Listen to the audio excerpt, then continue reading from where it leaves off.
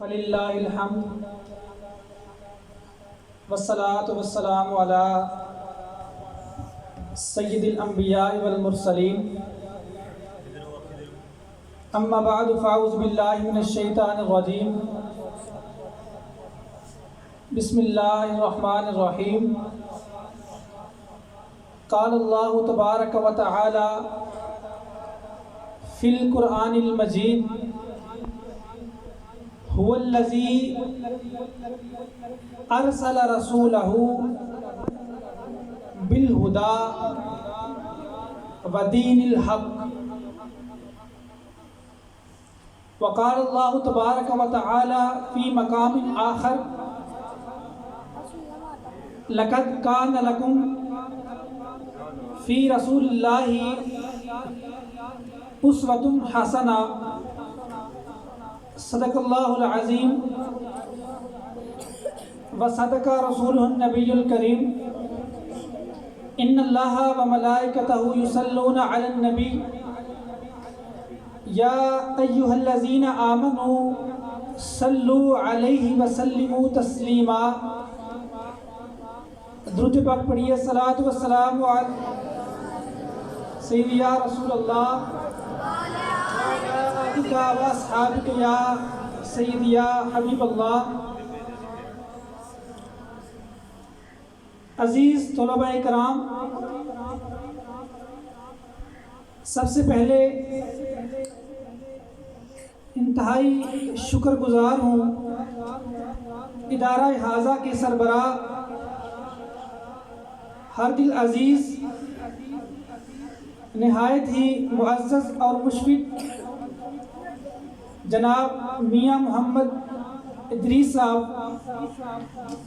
اور جملہ اساتذہ کرام کہ جنہوں نے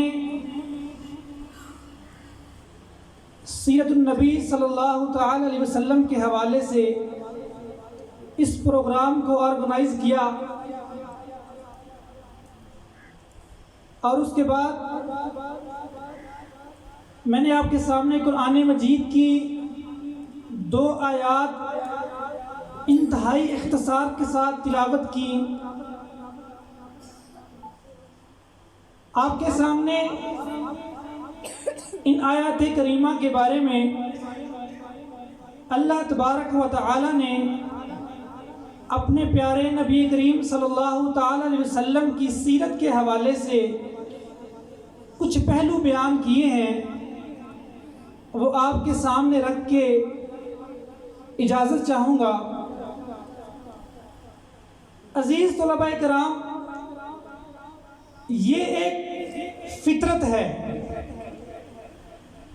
کہ جب بھی یہ نظام کائنات اللہ تعالیٰ نے جو تخلیق کیا ہوا ہے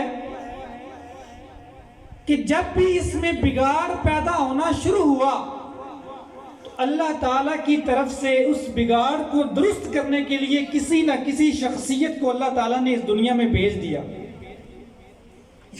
پھر چاہے وہ فرعون ہو تو اللہ تبارک و تعالیٰ موسیٰ کو بھیجتے ہیں، پھر وہ نمرود ہو اللہ تعالیٰ ابراہیم علیہ السلام کو بھیجتے ہیں، پھر چاہے وہ یزید ہو اللہ تعالیٰ امام حسین کو بھیجتے ہیں۔ اور یہی وجہ تھی کہ جب یہ کائنات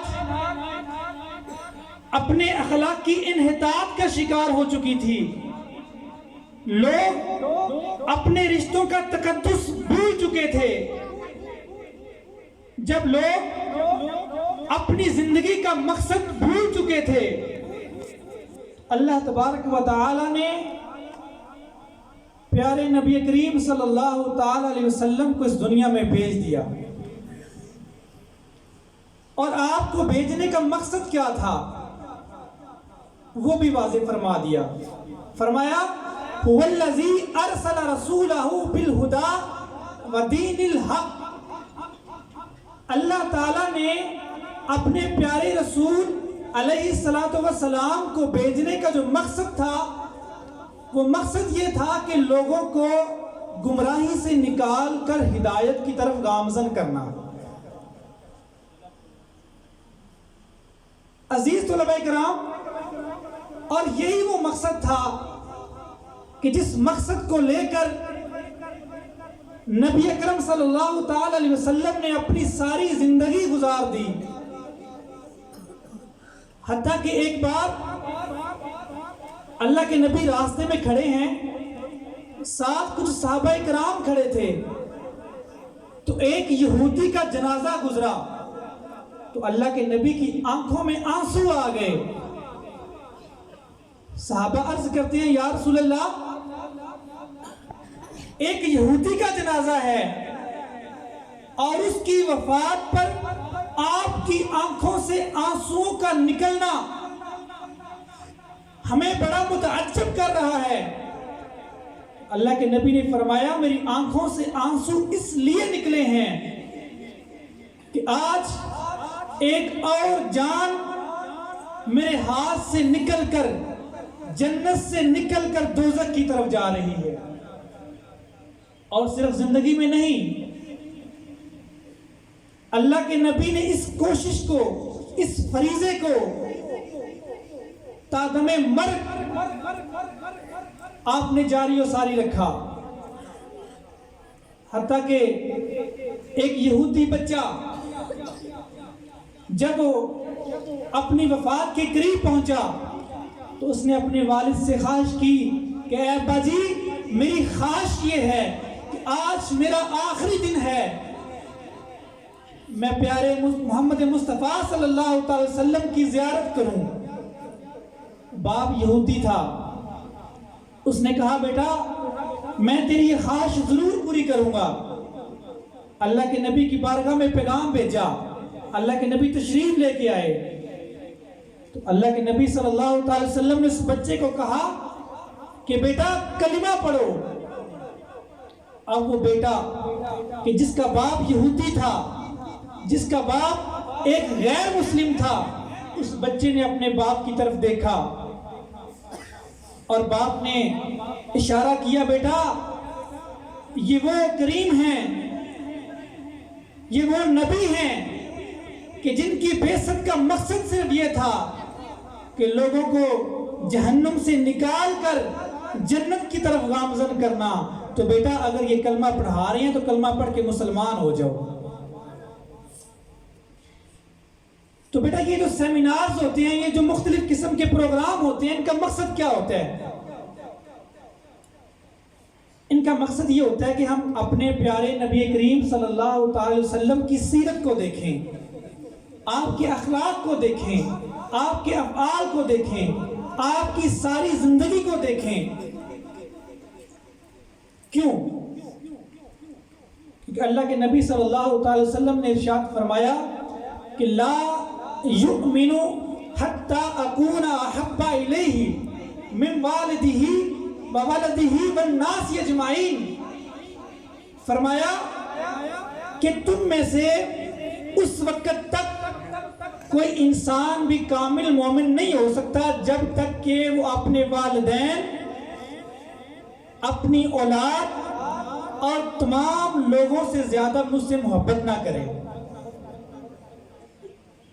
تو بیٹا جب کسی سے محبت کی جاتی ہے، اس محبت کے کچھ تقاضے ہوتے ہیں۔ جیسے ہم اپنے والدین کے ساتھ محبت کرتے ہیں، اب اس کے تقاضے یہ ہیں کہ ہم اپنے والدین کی ہر بات کو مانتے بھی ہیں۔ تو اللہ کے نبی صلی اللہ علیہ وسلم کی محبت کا تقاضا یہ ہے کہ آپ نے اپنی زندگی اور جو آپ کے ارشادات و فرمودات ہیں، جو آپ کے افعال ہیں، جو آپ نے ہمارے سامنے رکھے، ان پہ عمل کرنا یہ ہمارا اولین فریضہ ہے۔ اب وہ کون سی چیزیں ہیں جن پہ عمل کرنا ضروری ہے؟ بیٹا جس معاشرے میں ہم رہ رہے ہوتے ہیں، اس معاشرے میں مختلف رشتے ہوتے ہیں۔ جیسے آپ لوگ ہیں، آپ کے گھر میں ایک باپ ہے، ایک ماں ہے، آپ کے بھائی ہیں، آپ کے ہمسائے ہیں۔ اب ہمارے جو تعلقات اور ہمارے جو روابط ہیں وہ ہر رشتے کے ساتھ منسلک ہیں. اب ان رشتوں کے ساتھ ہم نے کس طرح جو ہے وہ پیش آنا ہے، آئیے سیرت النبی سے دیکھتے ہیں. تو سب سے پہلا رشتہ آتا ہے والدین کا. تو جب ہم والدین کے رشتے کو سیرت نبوی میں دیکھتے ہیں تو اللہ کے نبی صلی اللہ تعالی وسلم نے ارشاد فرمایا کہ تیرے والدین تیرے لیے جنت بھی ہیں اور جہنم بھی ہیں. یعنی اگر تو ان کی خدمت کرتا ہے، ان کی اطاعت اور فرما برداری کرتا ہے تو تیرے والدین تیرے لیے جنت ہوں گے، اور اگر تو اپنے والدین کی نافرمانی کرتا ہے تو وہی والدین تیرے لیے جہنم ہوں گے. تو اللہ کے نبی نے فرمایا کہ ایک تو وہ والدین ہیں کہ جنہوں نے آپ کو پیدا کیا، اور ایک وہ والدین ہیں کہ جنہوں نے آپ کو پڑھنا اور لکھنا سکھایا. آپ کے اساتذہ کرام بھی آپ کے والدین کی طرح ہیں. تو جس طرح اپنے حقیقی والدین کے ساتھ عزت اور احترام کے ساتھ پیش آنا، اسی طرح اپنے اساتذہ کرام کے ساتھ بھی عزت اور احترام کے ساتھ پیش آنا، یہی نبی کریم صلی اللہ علیہ وسلم کی تعلیمات ہیں. اسی طرح جب ہم دیکھتے ہیں اپنے ہمسایوں کے ساتھ تعلقات کو تو اللہ کے نبی نے ارشاد فرمایا کہ تم میں سے بہترین شخص وہ ہے جو اپنے ہمسایوں کے ساتھ بہترین ہے. اور اسی طرح اگر ہم دیکھتے ہیں اللہ کے نبی صلی اللہ علیہ وسلم نے جو میاں بیوی کا رشتہ دیا ہوا ہے، اللہ کے نبی صلی اللہ علیہ وسلم اپنی تمام بیویوں کے ساتھ آپ کے تعلقات بہت بہترین تعلقات تھے. اللہ کے نبی ایک غزوے سے واپس تشریف لے کے آئے. جب گھر پہنچے تو دیکھا کہ سامنے سیدہ عائشہ صدیقہ رضی اللہ تعالی عنہا بیٹھی ہوئی تھی. ایک ہوا کا جھونکا آیا تو جو سامنے پردہ لگا ہوا تھا وہ پردہ سائیڈ پہ ہٹ گیا. تو سامنے سیدہ عائشہ صدیقہ رضی اللہ تعالی عنہا کے کچھ کھلونے پڑے ہوئے تھے. تو اللہ کے نبی نے جب ان کھلونوں کو دیکھا، ان کھلونوں میں ایک گھوڑا بنا ہوا تھا، گھوڑا، اور اس گھوڑے کے پر لگے ہوئے تھے. تو اللہ کے نبی فرمایا عائشہ یہ جو کھلونوں کے درمیان یہ کھلونا ہے یہ کون سا ہے؟ تو آپ نے عرض کی یا رسول اللہ یہ گھوڑا ہے. تو آپ نے ارشاد فرمایا عائشہ کبھی پروں والا گھوڑا بھی ہوتا ہے، کبھی ہاتھوں والا گھوڑا بھی ہوتا ہے؟ تو سیدہ عائشہ صدیقہ رضی اللہ تعالی عنہا عرض کرتی ہیں یا رسول اللہ سیدنا سلیمان علیہ السلام کا جو گھوڑا تھا وہ پروں والا تھا. اللہ کے نبی مسکرائے. اللہ کے نبی صلی اللہ علیہ وسلم کا جو تعلق تھا اپنے ماں باپ کے ساتھ تھا، اپنی اولاد کے ساتھ تھا، اپنے ہمسایوں کے ساتھ تھا، اپنے غلاموں کے ساتھ تھا. بیٹا آج ہمیں ضرورت ہے کہ ہم آپ کی سیرت کو دیکھتے ہوئے اللہ کے نبی صلی اللہ علیہ وسلم کی تمام زندگی کو فالو کریں. کیوں؟ کیونکہ اللہ تعالیٰ نے ارشاد فرمایا لَقَدْ كَانَ لَكُمْ فِي رَسُولِ اللَّهِ أُسْوَةٌ حَسَنَةٌ کہ تمہارے لیے اللہ کے نبی صلی اللہ علیہ وسلم کی زندگی بہترین نمونہ ہے.